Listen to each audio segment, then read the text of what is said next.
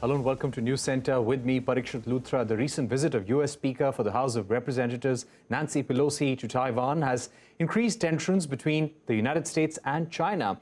The PLA has conducted live fire drills in the Taiwan Strait. Many world leaders, most recently the Singapore Foreign Minister, has expressed worry that there is a very real risk of tension spiraling into a war. Kevin Rudd, the former Australian Prime Minister, has looked at U.S.-China relations in his latest book, The Avoidable War. Speaking to CNBC-TV18, he said there was a clear analogy with South China Sea and Taiwan to India-China LAC dispute. I began by asking him about the current status of US-China tensions and their impact on geopolitics. Well, as someone who's looked at this relationship between the US and China over the last 40 years, since I was a student at the Australian National University studying Chinese way back then, I would say that the state of the relationship now is the worst it's been in half a century. Going back to the days when Nixon and Kissinger first went to Beijing in order to build the modern US-China relationship way back then. And since then, of course, China has become more powerful. China now has a new assertive leader pursuing a more assertive foreign and security policy. And now the United States, at least 2017, has been responding with a new doctrine of strategic competition. Put all those factors together, what we end up with is a relationship which is now sharp strategically, and whereas there is no immediate prospect of crisis, conflict and war, it has moved from being a remote possibility to becoming much more of a possibility. And that's why markets and everyone else are concerned, because suddenly geopolitical risk goes from the margins to the center. Right. We have seen growing tensions between Taiwan and China recently, military drills by both countries.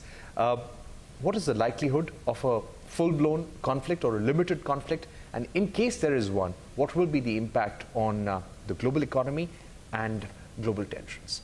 It's important to understand Chinese thinking on this because it goes to the question of timetables. I think if you look at all the evidence, China under Xi Jinping is not predisposed towards an attack on Taiwan now. China still has a lot by way of military preparations to make, and furthermore, financial and economic preparations. They've seen the impact of collective economic and financial sanctions against Russia over the invasion of Ukraine. Therefore, in my judgment, we're more likely to see the possibility of a Chinese initiative militarily against Taiwan in the late 20s and early 30s. That does not rule out the possibility of conflict by accident between now and then through a major incident occurring, a ship going down, a plane being taken out, etc. But I think these factors will increasingly weigh upon the mind of those calculating aggregate geopolitical risk for the 7 to 10 years ahead. What do you think would be the extent of US involvement if there were to be a conflict in Taiwan? Well, this is the $6,000 question. None of us know the answer to it. But there are a spectrum of possibilities. The threshold question is, would the US militarily intervene? Given their historical doctrine of strategic ambiguity, it would be an open question. Furthermore, it would depend, in my judgment, on the circumstances which gave rise to the conflict in the first place. And if, however, it was a direct Chinese military assault on Taiwan, any American president, in my judgment, would find it difficult to sit idly by and simply to sit on their hands. So then it becomes a question of the form of engagement, whether it's Ukrainian style, that is simply the supply of military arms and equipment, or whether it is active air support, active naval support, or in an extreme scenario, ground support. I expect it will be somewhere across that spectrum, but I think it will depend very much on the circumstances of the time and the extent to which the American body politic conclude that China has been demonstrably aggressive. Right. India's border tensions with China. This has been a dispute that has been festering for decades now. It worsened 2 years ago with the Galwan clashes in which 20 Indian soldiers, 5 Chinese soldiers were killed. The deployment in eastern Ladakh is at its peak. The numbers haven't come down. Both sides are not pulling back. Do you see this getting resolved anyhow in some way or the other? I think all the evidence points in the reverse direction at this time. You have, of course, Chinese actions on the border most recently, most spectacularly in the events of April, May of 2020.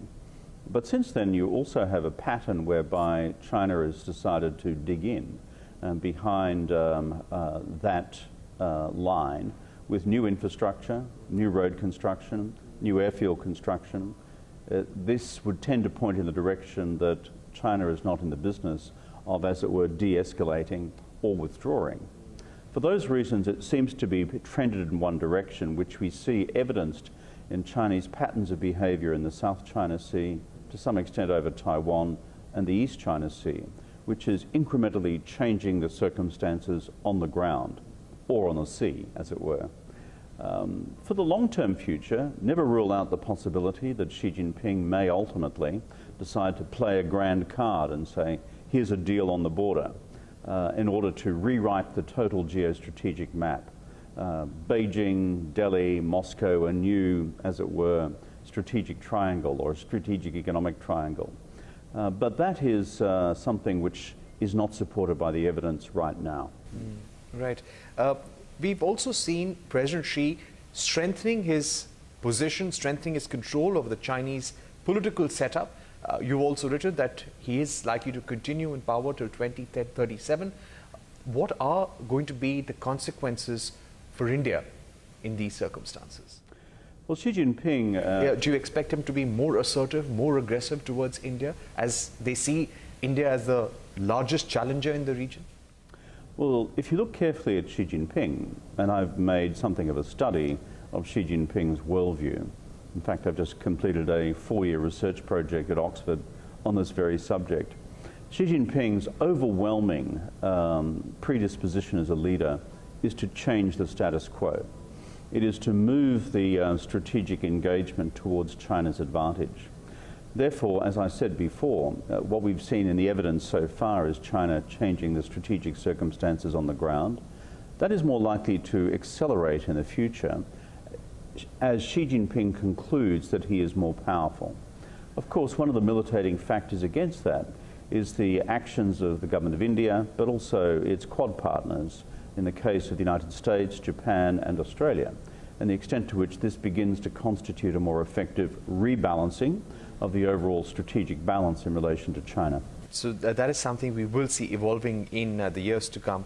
What playbook could China deploy in order to strain India's resources, both economically and militarily, in the years to come?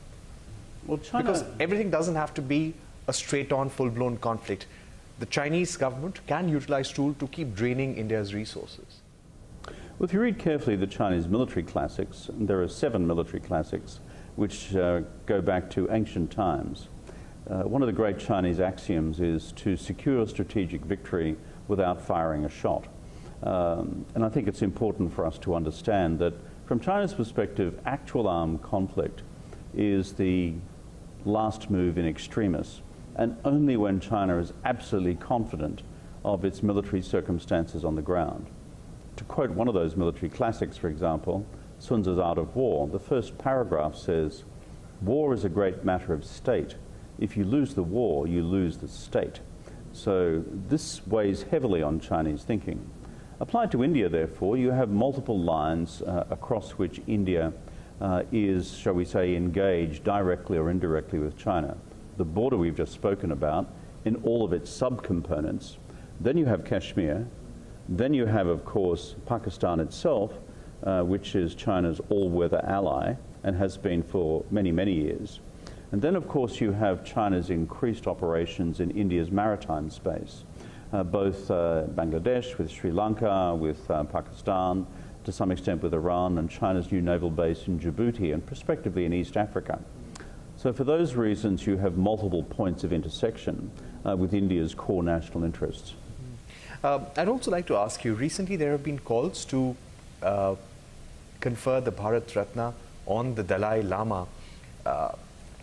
Do you think that could create more tensions, more flashpoints between India and China? Well, these decisions are a sovereign matter for India itself.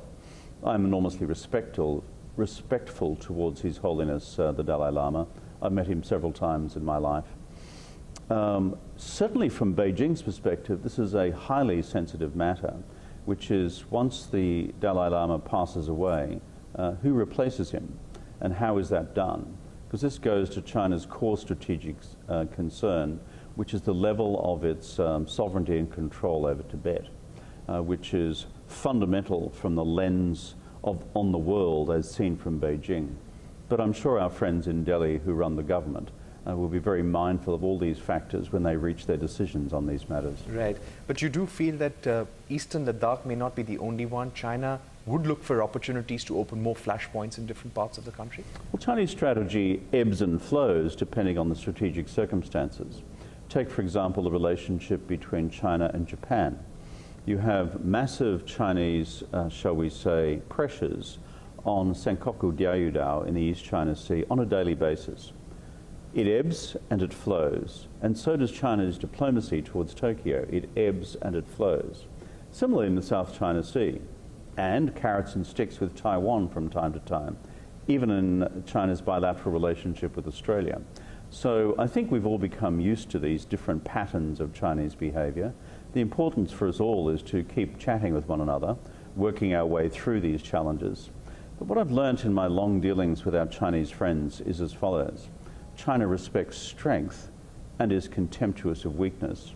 China respects consistency and is contemptuous of changeability. And China also expects to deal with governments over time across the electoral cycles as well. My final two questions, sir. China has been increasing its involvement in India's neighborhood, Sri Lanka, Afghanistan, Pakistan, Iran. What should India be watching out for in the region? Well, India, of course, has faced these strategic challenges over many decades. The border war with China in 1962 effectively rewrote India's aggregate strategic circumstances.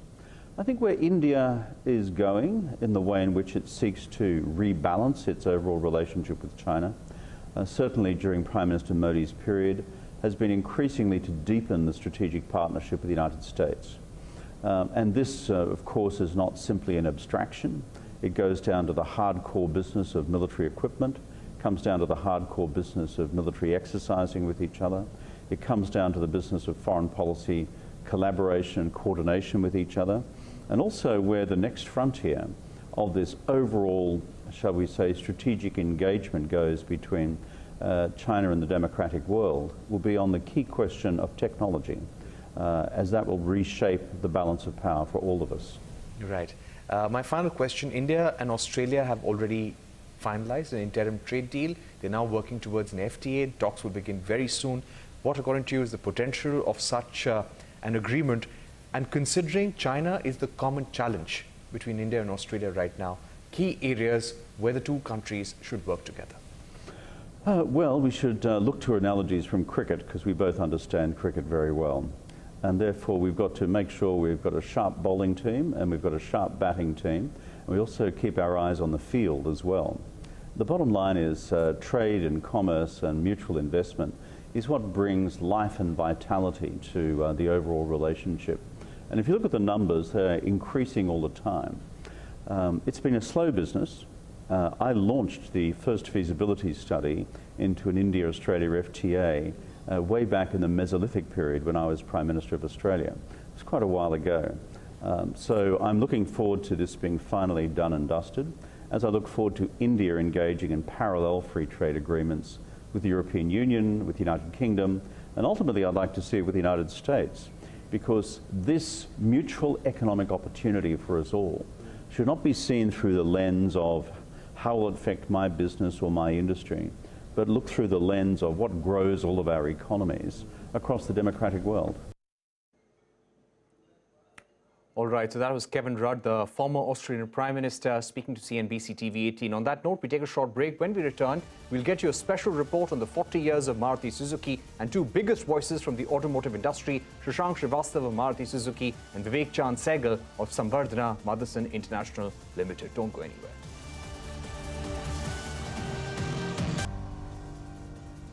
Welcome back. Maruti Suzuki celebrated 40 successful years in India at an event in Ahmedabad. The Prime Minister lauded the joint venture as a symbol of a strong India-Japan partnership. T. Suzuki, chairman of Suzuki Motor Company, said 60% of the company's sales come from the Indian market, and announced the setting up of a new company, the Suzuki R&D Centre India. This R&D centre, according to sources, could play a critical role in developing a future India-specific car pipeline for Suzuki. Here's my report.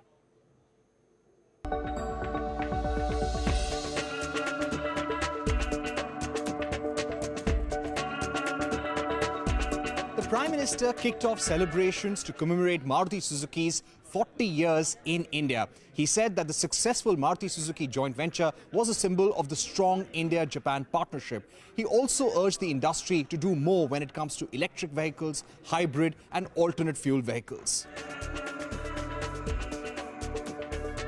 Electric वाहनों की एक बड़ी खासियत ये होती है, वो silent होती है।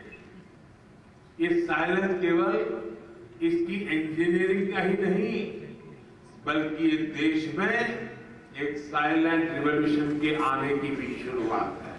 मुझे खुशी है कि मारुति सुजुकी इसी दिशा में biofuel, ethanol blending, hybrid EV जैसे तमाम विकल्पों पर भी काम कर रही है। भारत की दूसरी कंपनियां भी इस दिशा में काफी काम कर रही है। मैं चाहूंगा कि हमारे यहां एक हेल्दी कंपटीशन के साथ साथ म्यूचुअल लर्निंग का भी और बेहतर माहौल बने। Here in Mahatma Mandir in Ahmedabad, the Prime Minister laid the foundation for two future projects of the Suzuki Group. One, an electric vehicle battery manufacturing plant in Hansalpur, Gujarat, which will come up with an investment of 7,300 crores, and a new car manufacturing plant for Maruti Suzuki in Kharkhoda, Haryana, which will come up with an investment of 11,000 crores in phase one. T. Suzuki, the chairman of the Suzuki Motor Corporation, also announced the setting up of a new company here in India. We are pleased to announce that we have established a new company. This new company is wholly owned by Suzuki Japan. Speaking to journalists, R.C. Bhargav, the chairman of Maruti Suzuki, said that when it comes to reducing carbon emissions, for India, electric vehicles alone cannot do the trick. And India will have to rely on a mix of electric vehicles, hybrids and alternate fuel vehicles. Acceptance of electric cars in India is going to be slower than in more affluent countries. If that is the case, and there's one other factor, we are the only country in the world, major country, where the demand for cars is going to keep growing every year. If we want to reduce the carbon footprint quicker, then we have to use all other technologies and fuels also. Electric alone is not going to do the job in India. As Maruti Suzuki completes 40 years in India as a joint venture, there are two major challenges for the group. One, how to keep small cars affordable despite rising regulatory costs, and how to quickly fill the gap in its portfolio in the form of SUVs. These will be critical to retaining market share in the future. With Veera journalist Pradeep Kumar from Ahmedabad, this is Parikshit Luthra. On the sidelines of this event, I caught up with Shashank, the executive director of Maruti Suzuki, about monthly sales, strategy for the festive season, and about the launch timeline for the company's Thar rival, the Jimny. Listen in. So I can't really tell you the forward numbers for August, but I think if you look at the industry overall, should do well. We are probably going to see an industry of somewhere between 335,000 to 340,000 units, which is very good, because July was 342,000. It was the highest ever in the Indian auto industry. So yes, it all depends on how quickly the ramp of production happens. Okay. In terms of the booking numbers for Maruti Suzuki, where do numbers stand as of now?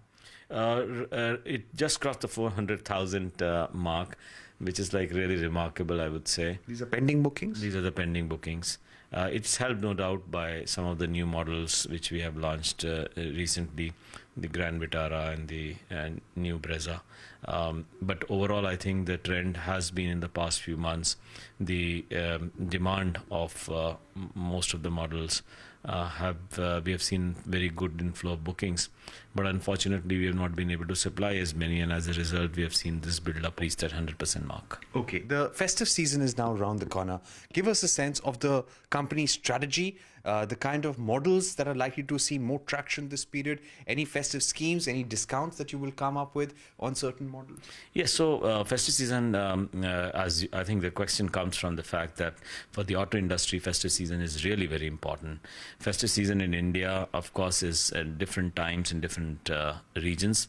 It's already started in Onam, with the Onam, the Chingam month in Kerala from 17th of August, then going to the Ganesh Chaturthi coming through in West and so on, then to Dashera and Navratras in the north, east and central part of the country.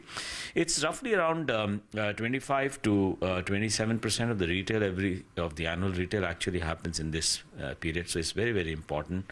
And I guess in this year also we'll see a very strong season for festival, because almost all manufacturers or all OEMs have those pending bookings, and we are now seeing in the past few months the production getting better. So as the production ramps up, that's why we have seen a record 2 quarters, last quarters, Q4 of last year, Q1 of this year, July and August also very strong.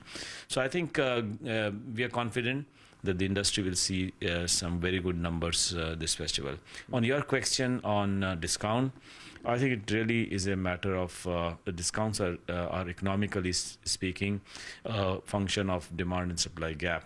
And we do see that in most of the models, the demand seems to be higher than the supply, and therefore I don't expect the discounts to be high.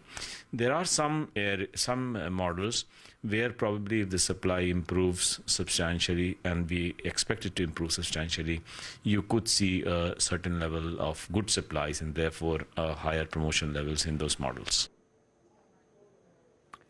And we also spoke exclusively to Vivek Sehgal, chairman of the Samvardhana Motherson International Group, about their growth outlook, future acquisition strategies, MOU with Saudi Arabia, and the continuing chip shortage. Hear this out.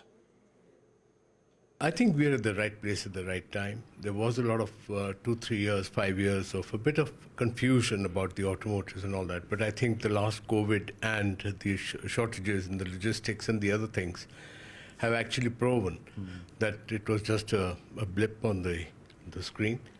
We are very much in the business today of looking at automotive. A lot of car makers are asking us to take over companies, which is the right sweet spot where we are. And we like that very much, because wherever there is pain in the system, we try and sort that out, and that also keeps all our factories and our growth happening all over. Right. So you're saying that the global headwinds, the economic challenges around the world are making many of your clients, many car makers come to you for investments and acquisitions. Are there particular areas or particular companies that you're looking at closely? Are we looking at some deals being announced soon? We hope so, very soon. We are doing a lot of due diligences and looking at all the aspects of it. We don't really wake up in the morning to decide what company we're going to take over or something. We believe that the car maker is the best position to tell us where he wants comfort, and that's where we go in, and then we focus on that company and then bring it out. Right. So keeping in mind your component manufacturers, which are the countries where you would like to expand further? You're already present in about 41 countries. Recently, there was a MOU signed with Saudi Arabia. What next in terms of acquisition and expanding the international business? So I can't name the acquisitions because they are in public domain. No, they're not in public domain. But we, at this particular moment, may be looking at some almost 7 to 8 new acquisitions that are going to happen and should happen. They're around the corner. But I think growth in new countries is going to be very, very important. And these countries are basically maybe in the Gulf side, maybe in the other places and all that. The Saudi Arabia is Kingdom of Saudi Arabia was one recent venture that we walked into. I think as a group, we are today, right from design to finished products to 0.5, tier 0.5, we are capable. So we are able to set up a whole ecosystem which is required in countries like Kingdom of Saudi Arabia, because they do not have car industry per se. So right from the basics, how can we build up this whole particular thing? We're thinking almost about 350, 400 million US dollars worth of investment over there. And we are very excited because 2 car makers are already there, and we are hoping that more will happen. But it's also a very interesting city where it is Kayak City, it's called. It's on the other side of the Saudi Arabia, towards the Suez Canal. So actually 7 days from there is Europe. So it's a great export point also for us to support our companies in Europe. So we are very excited about that. Right. But definitely a lot of acquisitions, a lot of work to do. I have great teams, so they will do a great job. All right, so there is a strong acquisition pipeline that Motherson has in mind. They are saying at least 7 to 8 more acquisitions possibly this year. With that, it's a wrap on this edition of News Centre. News continues right here on CNBC TV18. Goodbye.